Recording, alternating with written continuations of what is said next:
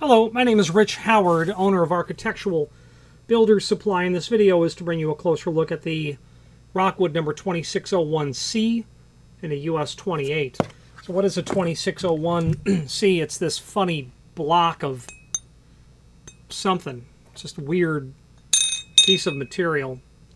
Non-ferrous. Might be die-cast zinc. We'll take a look. Well, they say clear anodized aluminum. It's awfully heavy for aluminum, but they're saying that the material is clear anodized aluminum. Not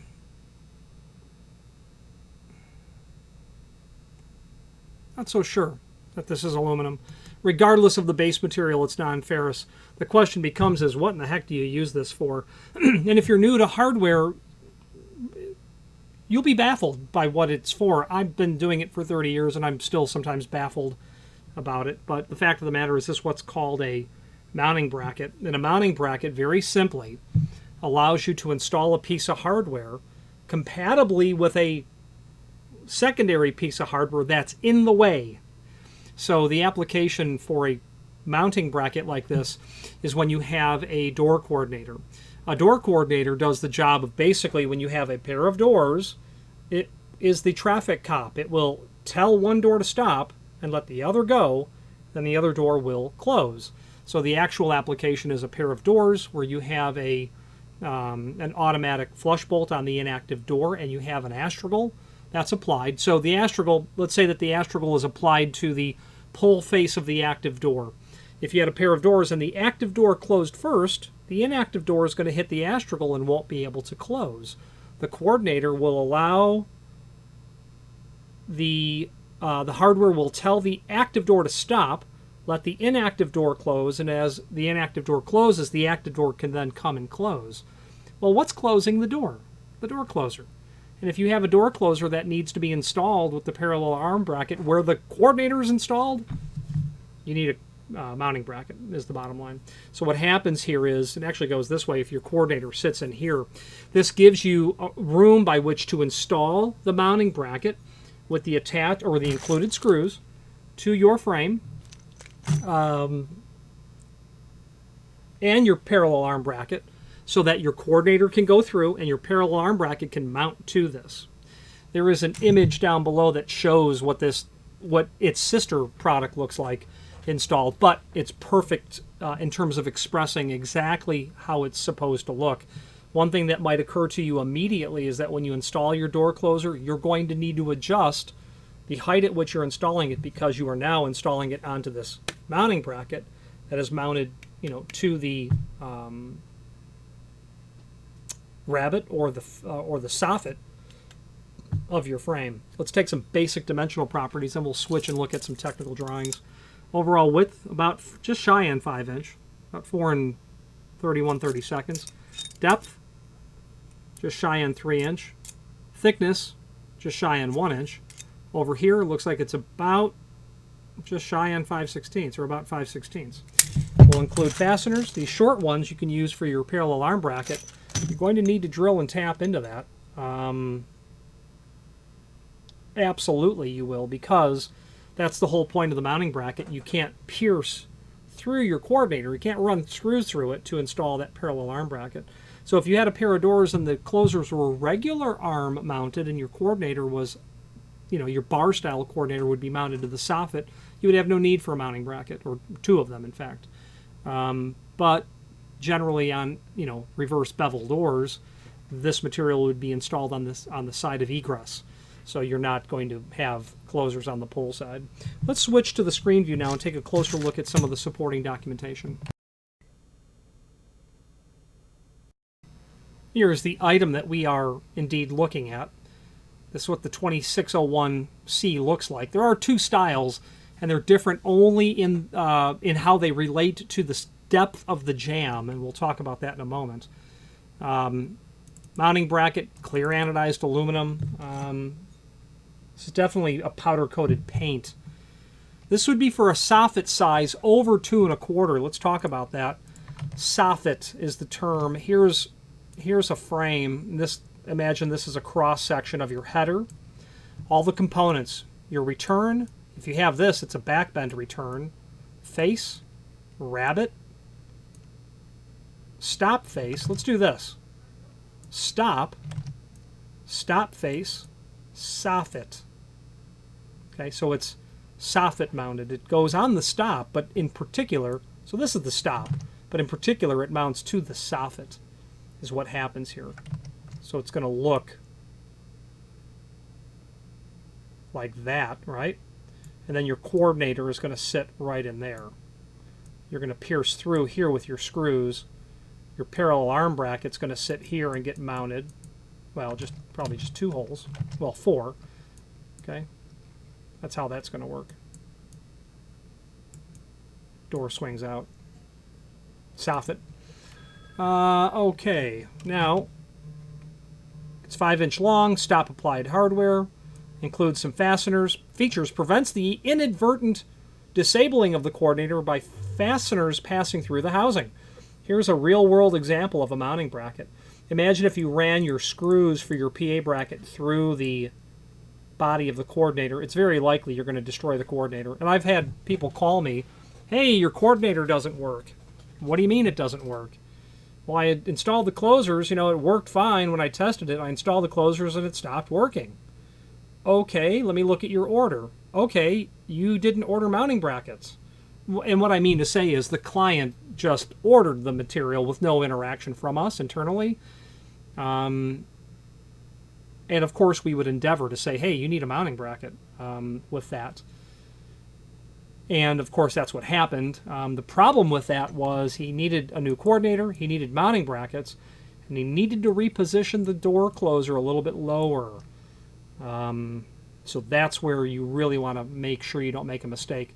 And having to move that door closer down lower is really what the problem, the pain was for the client. He was not happy about that because I believe he through-bolted it through the door. So that's a real-world example of what that looks like. Forget where I took that picture. Somewhere. Could have been Iowa City. Anyway, doesn't matter. The product brochure is here. That's going to help us understand exactly what's happening. 2601AB, 2601C. The one that's shown in the picture is the AB because it has that 2-step. Now, soffit size. Let's talk about soffit size. Soffit size is literally this dimension. How wide is that soffit? If your soffit is between 7/8 and 2 1/4, you need the AB. If it's larger than that, you need the C version. So what size soffit do you have? Well, let's just talk about the most obvious. You have a 5 3/4 frame.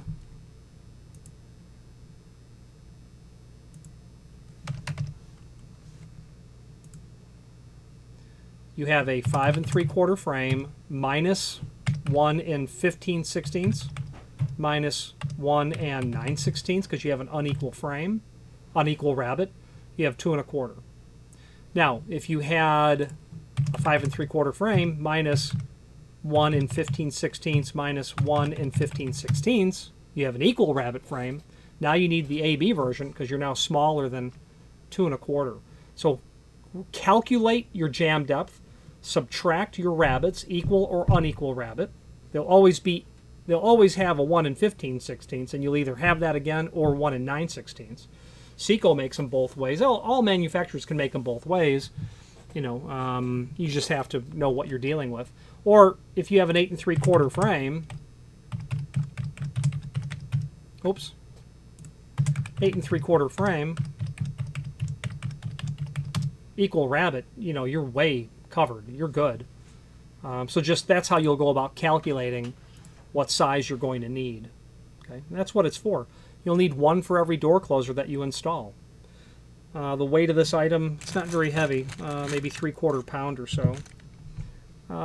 Now, the rest of this product catalog shows you other related items. A carry bar is a very different video, a very different item, but suffice it to say that if you had a pair of doors and you had a surface vertical rod on the inactive and you had a mortise exit device on the active with an open back strike, and you do see those in hospitals, If you hit that inactive door first, you're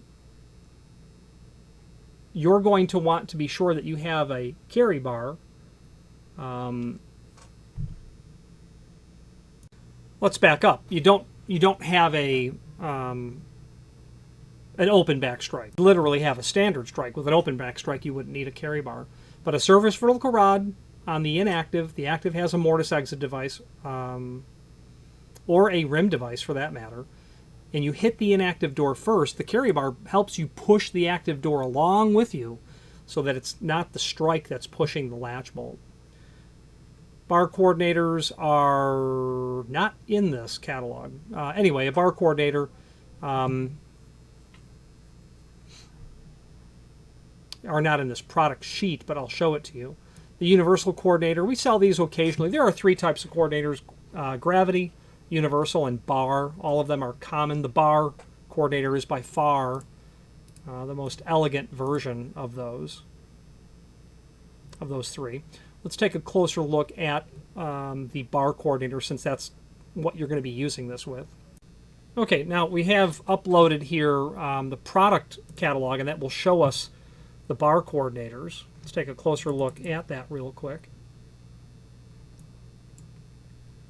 Black or silver powder coat. 6 foot, 5 foot, 6 foot, 8 foot wide openings. And that's what these mounting brackets are used with, the bar style coordinators. Okay, and a really elegant way to show you that is right here. And all they're showing here and here are the 2 different depths. You would not use one of each ever. Ever on the same opening that I can think of. So be mindful you're not ordering one of each. That would most certainly confuse me. You'll either do 2 C's or 2 ABs, assuming you have 2 door closers, which I would imagine you would. Okay, so real handy. Now, there's also a link below this video to the manufacturer's page where you can pull up not only all of the Rockwood products that we sell by means of this horizontal navigation, but also a link to the manufacturer's website, as well as a link to the full product catalog, a very handy document that will show you all things Rockwood related. There's also their architectural door pull catalog here, which is worth a look. It's actually somewhat of an idea book as well. You want scores of options when it comes to door pulls. Rockwood has you covered, literally and figuratively has you covered with pull handles. Lots of options. Let's wrap up this video on camera.